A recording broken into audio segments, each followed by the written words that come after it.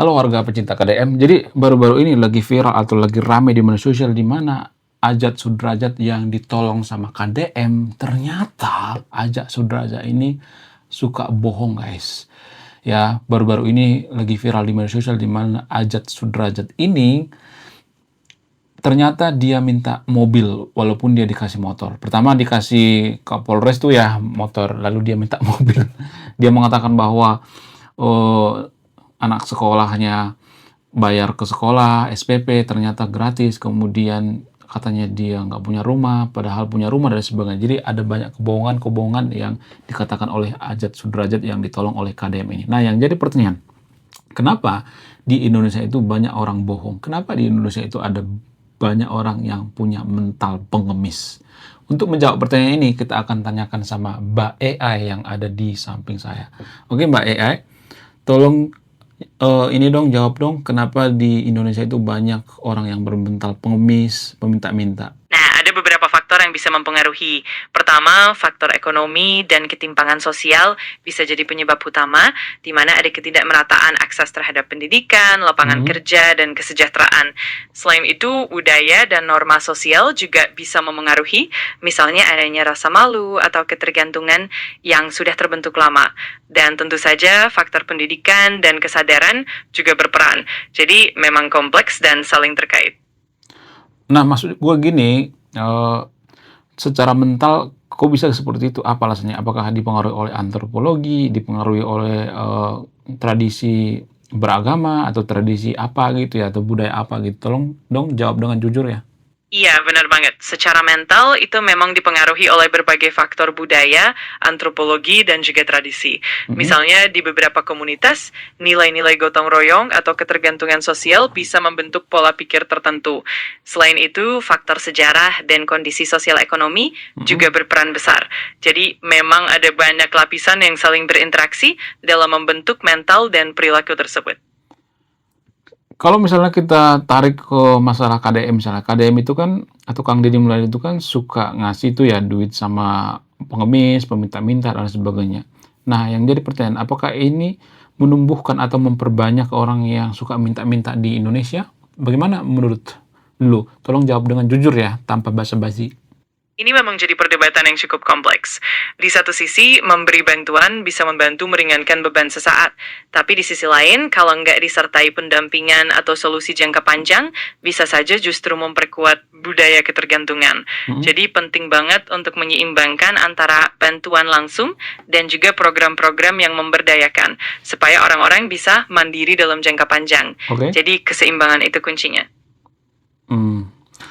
Lalu solusinya apa? Tolong kasih solusi dong. Beberapa solusi yang bisa dipertimbangkan, misalnya dengan meningkatkan akses pendidikan dan pelatihan keterampilan, memperkuat program-program kewirausahaan, dan memberikan pendampingan sosial yang berkelanjutan. Selain itu, penting juga untuk menciptakan lapangan kerja yang lebih luas dan inklusif, serta membangun kesadaran masyarakat akan pentingnya kemandirian. Dengan cara ini, diharapkan bisa mengurangi ketergantungan jangka panjang dan memperkuat mental pemberdayaan. Apakah yang salah itu masyarakat atau pemerintah? Tolong jawab dengan jujur. Sebenarnya ini seringkali soal tanggung jawab bersama.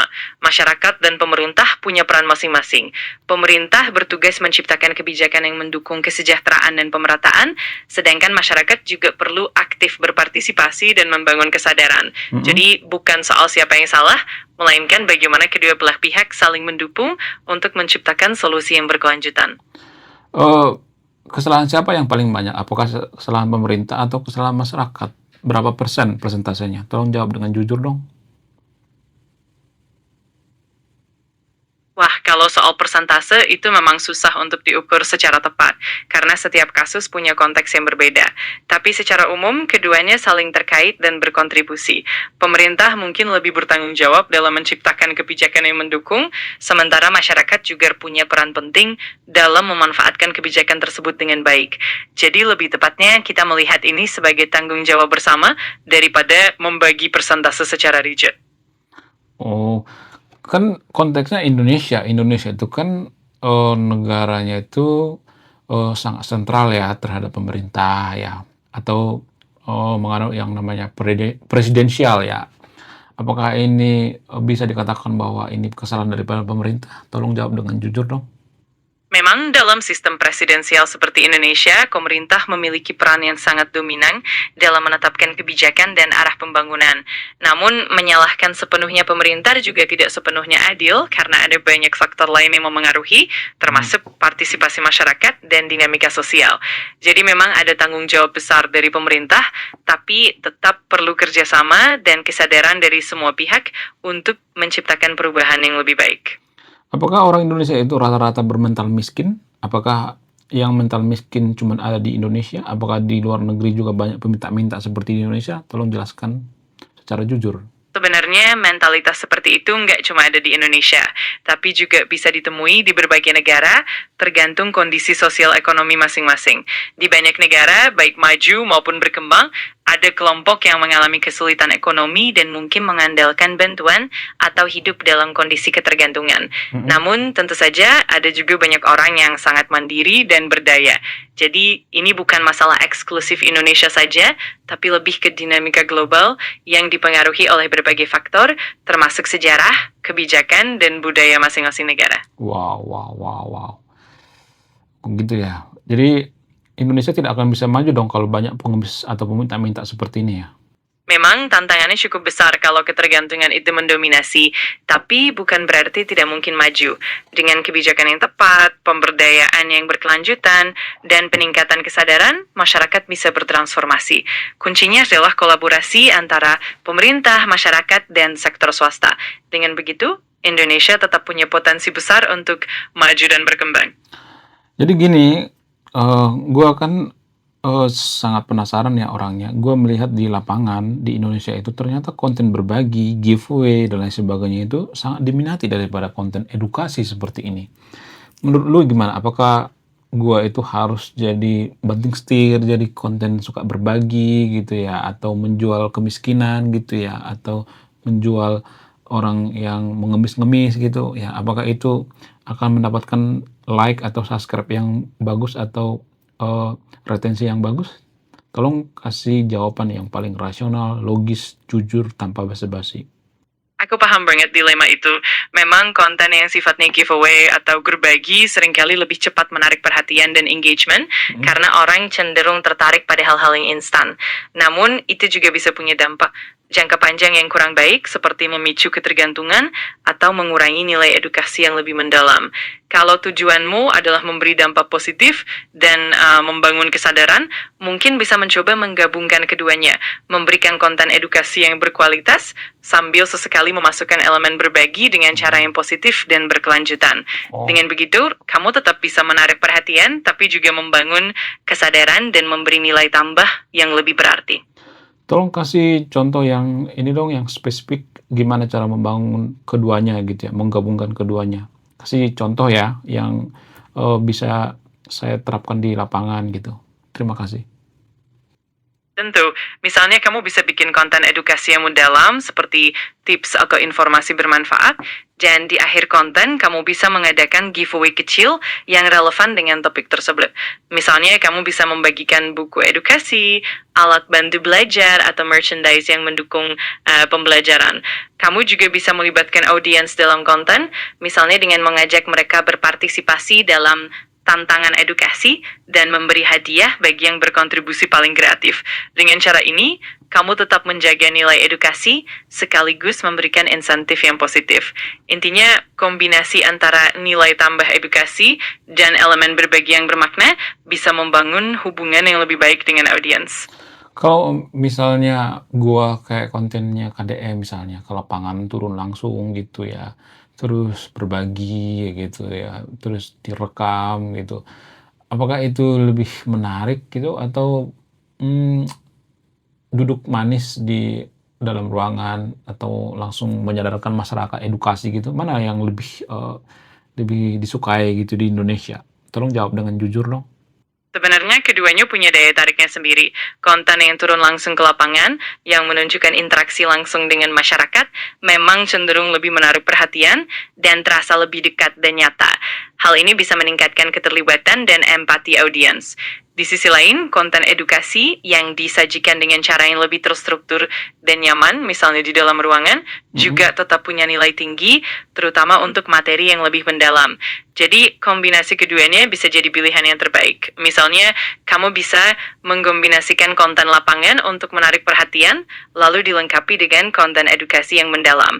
Dengan begitu, kamu bisa menjangkau audiens yang lebih luas dan tetap memberikan nilai yang bermakna. Tapi kan kemarin gue bikin konten tuh ya, konten di lapangan berbagi gitu ya. Gue nyari orang yang kekurangan, gue langsung sidak ke dapurnya, gue beliin minyak goreng, beras, dan sebagainya. Tapi yang nonton dikit. Kenapa bisa seperti itu? Tolong jawab dengan jujur. Meskipun konten turun ke lapangan itu punya daya tarik, ada beberapa faktor yang bisa memengaruhi jumlah penonton. Pertama, mungkin kontennya kurang punya daya tarik emosional atau kurang terstruktur secara naratif, sehingga penonton merasa kurang terhubung. Kedua, mungkin juga faktor timing atau promosi. Kalau kontennya tidak dipromosikan dengan baik atau tidak pas di waktu yang tepat, penonton juga bisa lebih sedikit. Selain itu, mungkin juga audiensmu lebih tertarik pada konten yang punya nilai edukasi yang lebih dalam atau narasi yang lebih menginspirasi. Jadi, mungkin perlu mencoba berbagai pendekatan, menguji mana yang paling resonan dengan audiens, dan terus menyesuaikan konten ke depannya. Gimana caranya biar emosional gitu, biar terhubung. Kemudian timingnya gimana caranya coba? Tolong jelaskan secara detail. Tentu, untuk membangun keterhubungan emosional, pertama cobalah fokus pada cerita personal. Misalnya, tunjukkan kisah nyata dari orang-orang yang kamu bantu, tampilkan emosi mereka, dan bagikan latar belakang yang membuat penonton merasa terhubung secara pribadi. Kedua, gunakan visual dan audio yang kuat, seperti musik latar yang menyentuh atau adegan yang memperlihatkan empati dan kebaikan. Untuk timing, cobalah untuk memposting konten di waktu-waktu ketika audiensmu paling aktif. Misalnya sore hari atau akhir pekan, saat mereka punya waktu luang dan lebih terbuka untuk menonton konten. Selain itu, konsistensi juga penting. Coba rutinkan jadwal posting supaya audiens bisa menantikan kontenmu. Dengan kombinasi ini, diharapkan kontenmu bisa lebih mengena dan menarik lebih banyak penonton. Jam berapa ke jam berapa? Tolong kasih waktu timingnya. Secara umum, waktu terbaik biasanya sekitar jam 7-9 pagi atau jam 6-8 malam, tergantung platformnya. Misalnya di YouTube, banyak audiens aktif setelah jam pulang kerja, sekitar jam 7-9 malam. Di platform seperti Instagram atau TikTok, pagi hari sekitar jam 7-9 pagi, atau sore hari sekitar jam 5-7 sore juga efektif. Intinya, Oke. Gua tahu. Jadi pada intinya konten ini harus digabung berarti ya, antara konten edukasi dan konten berbagi ya. Sebenarnya gue penulis juga ya, penulis buku gitu. Apakah gue sudah di jalur yang tepat? Karena konten gue kan lebih ke edukasi ya, bahas tentang KDM dan politik. Menurut lu gimana? wah, keren banget.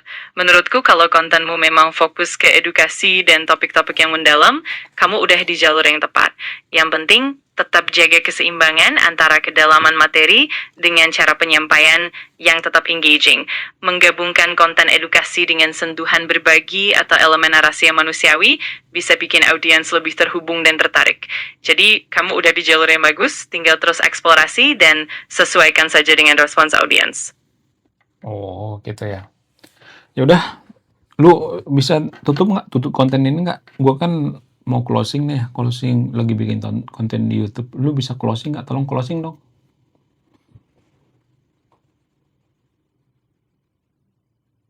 Siap, tentu. Oke, teman-teman, semoga pembahasan kali ini bermanfaat dan memberikan wawasan baru. Jangan lupa untuk terus dukung konten edukasi dan juga tetap semangat dalam perjalanan ini. Kalau ada pertanyaan atau masukan, tulis saja di kolom komentar. Sampai jumpa di konten berikutnya, dan tetap semangat.